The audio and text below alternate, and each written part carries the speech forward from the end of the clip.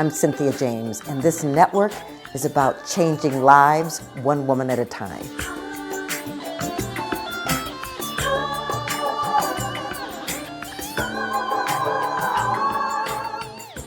Hello, welcome to Women Awakening. I'm your host, Cynthia James, and I get the distinct honor of introducing you to fabulous women. Fabulous in the fact that they're way showers, they are change makers, they are people who have decided to step into their power in their own individual ways and give us indicators of how many possibilities and how much the potential there is for women. I believe that women are rising and emerging on this planet. And this planet needs us. It needs our energy, it needs our heart, it needs our light, it needs our wisdom, and it needs our consciousness and our caring. So I'm so thrilled that I get to be the one to bring them to you. Every single woman inspires me. We do these every week. We're on all of the platforms: Spotify, iTunes, iHeart, Spreaker, Amazon, and video on YouTube. You look for Women Awakening with Cynthia James. Please subscribe, share the videos. I guarantee you, every single woman, you'll walk away with nuggets. You can also go to cynthiajames.net. That's my website. It tells all the things that are happening in my world, and there's lots of gifts for you. Today, I am introducing you to someone new to me. Her name is Sandy Rosenthal, and she founded the nonprofit levees.org in 2005 with 25,000 supporters nationwide. Her book, Words Whispered in Water, is about how, against all odds, she altered the national narrative about the deadly flooding in New Orleans during Hurricane Katrina. Then she has a second edition of the book with a new cover and forward, which will be issued for the 20th anniversary of that catastrophe. Her group, their current goals is for all students in the U.S. working toward their BS in engineering to receive instruction on failures and the lessons learned. Sandy is also the host of her own podcast, Beat the Big Guys. Sandy, welcome. I am so glad you're here. Thank you for inviting me. I'm thrilled. Yeah, well, I want to start by telling our audience how you grew up. I just think it's so important for people to know, how we got birthed and then how we evolved into what we do today. Well, that's a bit of an unusual question, and I like it.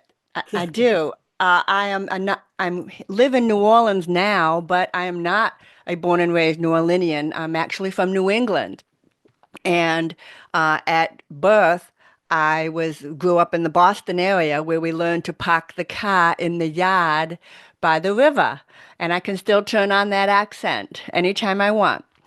I grew up in playing in a rural area. I played with frogs and snakes, and that now I'm a city girl living in New Orleans. But I have to say that there's one thing I would never have imagined, that I, born with a profound hearing loss, would one day be a leader and also one day be the host of my own podcast. So anything can happen. Well, I just think that that's beautiful. And so, I mean, today you hear, because you were talking, and so what was the evolution of that for you to get grounded within yourself?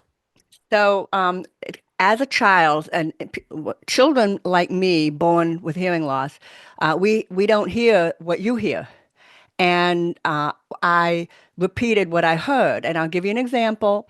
The word chicken, I would say chicken, and there's lots and lots of examples where I'm speaking as I what I hear. And of course, growing up with a normal family, normal hearing family, I got meanly corrected by an older brother if I said anything improperly.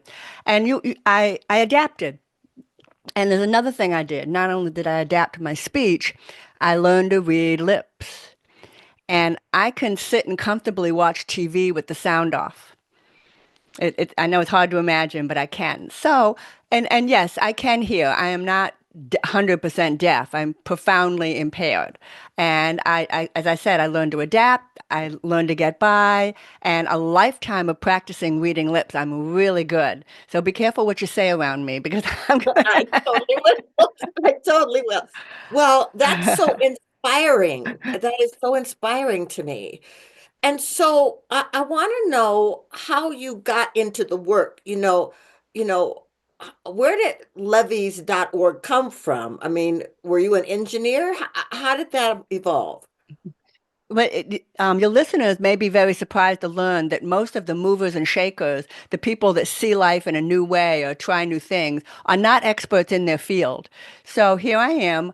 I actually changed the whole narrative about what was an engineering disaster. No, I'm not an engineer. I'm also not an attorney. I have no political experience. I was really just another person on this planet that saw a problem and refused to shut up, refused to be shut down because I believed I was right.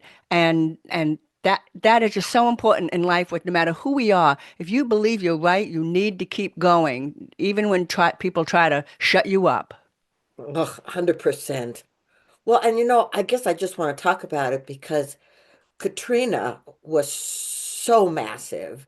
And people around the world were just watching how people were struggling. And yet there was this resilience that we saw with the people from New Orleans. So tell me then, what you saw the issue, but what steps did you take? Did the organization come out of those steps or did the organization create the steps? I'm going to spend 30 seconds on what you just said about resilience. The whole world watched us on television 20 years ago, and a lot of the world saw that New Orleans had 10 inches of snow just a couple of days ago. And what did New Orleanians do? We had a party. We stocked up in advance. We saw that snow was coming. We filled our cupboards and we got out there and we played in the snow. Well, anyway, enough. I know this is this we have limited time, but getting back to how did I figure this out? Well, obviously I didn't figure everything out overnight, obviously, but I knew that something was wrong. I knew that here we were, the victims being blamed for this catastrophic flooding. We were blamed for living here, blamed for wanting to rebuild. We were, uh, we were, we were. Words were spoken like none of us care about anything. We just want to party all the time, which we do, but not all the time. We always come up with a reason to party. But this flooding was not our fault, and nothing made sense to me. So I started asking questions, and this is key. I started asking questions, and as soon as I started asking questions, keep in mind I'm not a elected official, I'm not an engineer. I started getting vicious pushback. Viciously, people tried to shut me up. And I thought to myself, well, this is odd. I must be either right or on the right track. And turns up I was Right. and turns up I was exactly right. And I didn't let the pushback scare me. Maybe there's something wrong with me. I don't think so. Well, no, I don't either. And I guess I would just like to talk about this for a moment because we live in a world, in a culture, not just in the United States, but we're watching it all over the world where women are having to fight for their positions and fight for their places in the world and their leadership. And so what do you think it was within you that would not be moved when your curiosity was so strong? I believe a part of it was my education. I went to an all-women's college. I went to Mount Holyoke College in South Hadley, Massachusetts. And uh, when you're in a total female environment, no shovel is too heavy. No job is too difficult. I learned how to do an oil change on my car, or not I didn't own a car, but on a car while I was there. No, no task was too difficult. We were all expected to do everything. And I think 4 years of that environment, I think had an effect on me. That, and I think personally, I probably had something within me that was born there. Because I don't remember learning. I don't remember learning anything quite like I did after the catastrophe of 2005. Yeah, but this is so fascinating to me. So you start this nonprofit and there's Mhm. 25,000 supporters. How'd you find those people?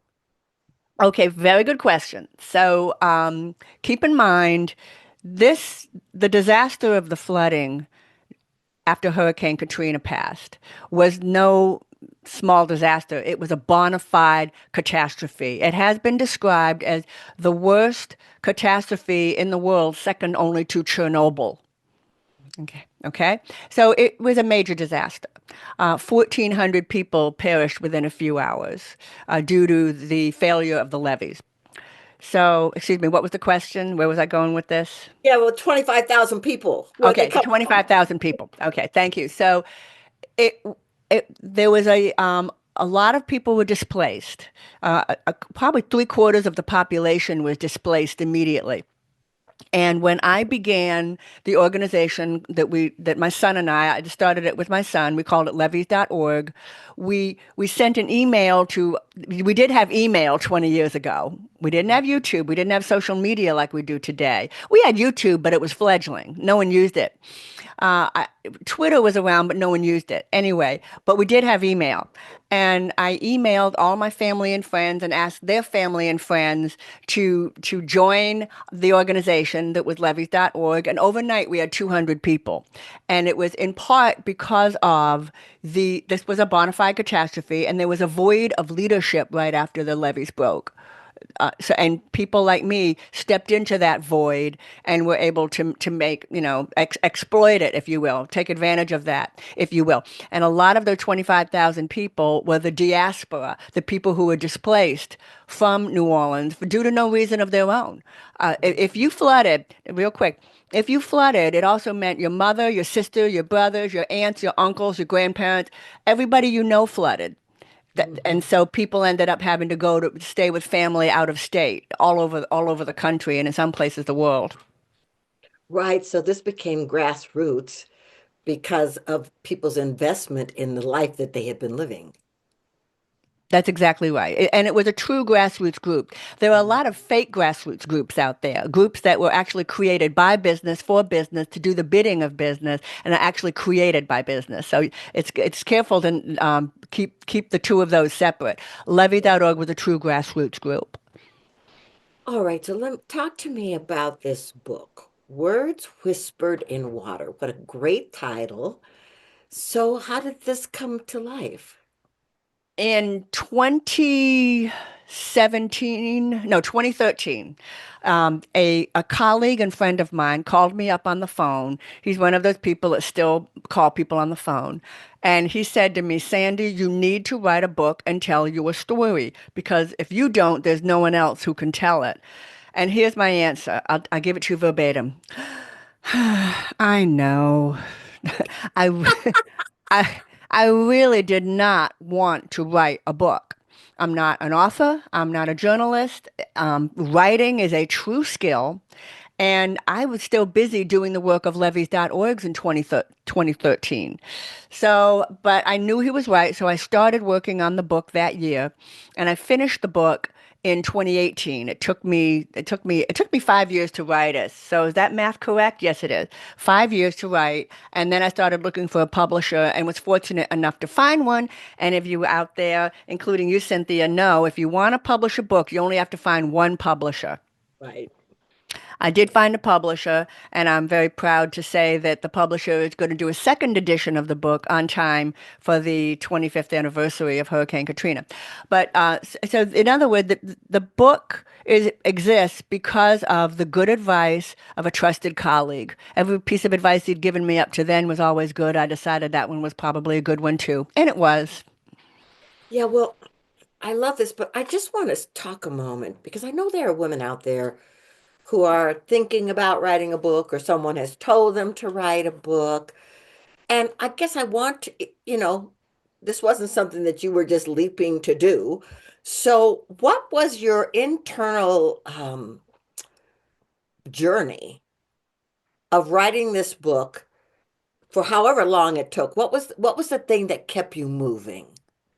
I had to write the book when I had the chance. That's why it took me 5 years. I would never recommend doing a book like that. Most of the people I know who write a book block out a period of time each day to work on their book. I didn't have the luxury of being able to do that. That's what took me so long. But what I did do is the very first thing I did, which actually took me 8 weeks, is I drew up a timeline of all the important events that I felt needed to be included in the book, and that timeline is now worth its weight in gold, because as I put the timeline together, I discovered things I'd forgotten, or I remembered, or read something that at the time was meaningless to me, but now it actually has a lot of meaning. I also was fortunate in that my son in 2000 in November of 2005 encouraged me to switch from AOL to Gmail. And Mhm. because of that switch, I had every email I'd ever sent and every email I'd ever received in my like my little Gmail world, that all I had to do was type in a keyword and I could find it. And that really helped me write my book too. Those two things, the timeline and having used Gmail, were very, very helpful to me. Well, I love that. And you just mentioned your son. How many children do you have? I have 3 children. Okay. And And and the are you, baby was 15 when Hurricane Katrina's floodwaters broke apart the walls. wow. And so I want to talk about navigating this life that you have as a family member, a leader, a mother, and I'm assuming a wife because you got a family there. So so how do you navigate raising them, starting a nonprofit, which is not for the faint of heart, and going up against the people that are pushing back on you because they don't want you to go too deep into that knowledge? Okay, very good questions. At the time that I started the organization Levy.org, I had one child at home. My other two were grown and gone off to college and started their lives. So I had one child at home. He just barely turned 15. And as I remember making it my solemn promise after the levees broke to be as good a mother as I possibly could to get through these things. And because I've found when you wake up every day and say to yourself, I need to be a better mother or a better neighbor or a better wife or a better employee, good things happen. That you get rewarded for these things in ways that you never would have expected. So I made that promise to myself. I also promised to get a little bit of exercise each day, even if it's just a long walk with the dog. And the reason I do that is I discovered in my life prior to this catastrophic event, I've noticed that whenever I had a little exercise, that big problems always shrunk. They always got smaller. Now, and they don't disappear, but all of a sudden they got manageable. Like, oh, all I have to do is make a phone call. Or all I have to do is send this email. And I don't know why I was so worried about that problem that suddenly became manageable after the exercise. So I think those are the two things. Stay focused on family, on being the best you can be, and also get a little exercise each day, even if it's just to walk the dog. Yeah, I believe movement is medicine. So, Yeah, I like that. I've never heard that. I right. have movement is medicine. Yeah, absolutely. So I want you to tell people, how do they find your work and your book and be involved in the incredible stuff that you're doing? Well, like most things, I like to keep it easy. And the name of the organization I founded was easy, levies.org. That's easy.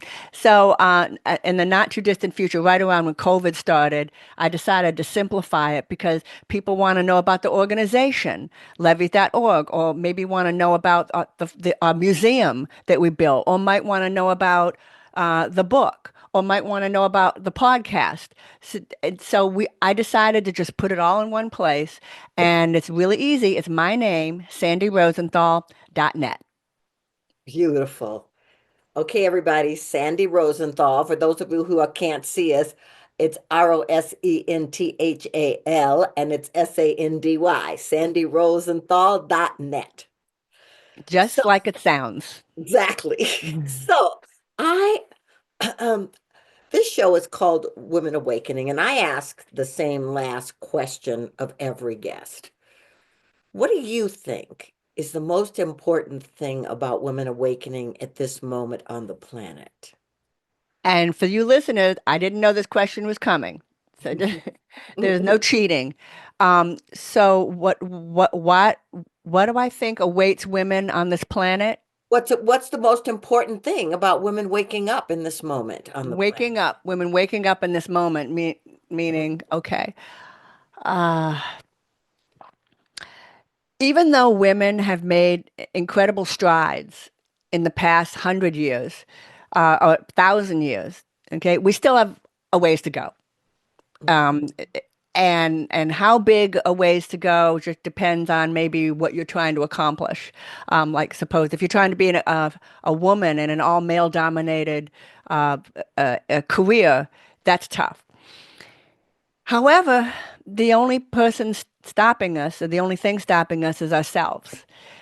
One of the things I've noticed is that whenever I am being barraged with something called I don't even remember how to remember the word anymore. Male chauvinism. When I was in college in the 70s, male chauvinist was a thing, a word. We don't hear that anymore, but it's still out there. And when Yes, I it do, and when I was being hit with an example of it, I didn't even understand what it was. And it was often my male colleagues saying, Sandy, he is a male chauvinist. I went, oh, is that what's going on? But then again, I still wouldn't have let that behavior stop me. I might have been confused by it, might have been wondering what the heck that is, but never let it stop you because you know you're right. You know you're on the right path. No one knows better than you that you're on the right path, and stay there. that's beautiful. Well, Sandy, I am so happy to know you. I'm so happy to know about your work, your book, your podcast, Beat the Big Guys, which I think is a great name. Thank you so much for being here and for your heart and your wisdom. Okay, Thank you lady, for having me. I close this show the same way every week. Um, Different words, but the different meaning. What I want you to know is that um, there is something, there's I'm going to call it a divine appointment that you're here on this planet. Your presence matters, your voice matters, your heart matters, your gifts matter. And so whatever it is that's calling you, you can stand in that against whatever odds there are because there's a delivery system for your gifts. I am so grateful to be able to be with you, to stand with you, and to introduce you to extraordinary women. Please know that there's more to come. I love you, and I'll see you next time.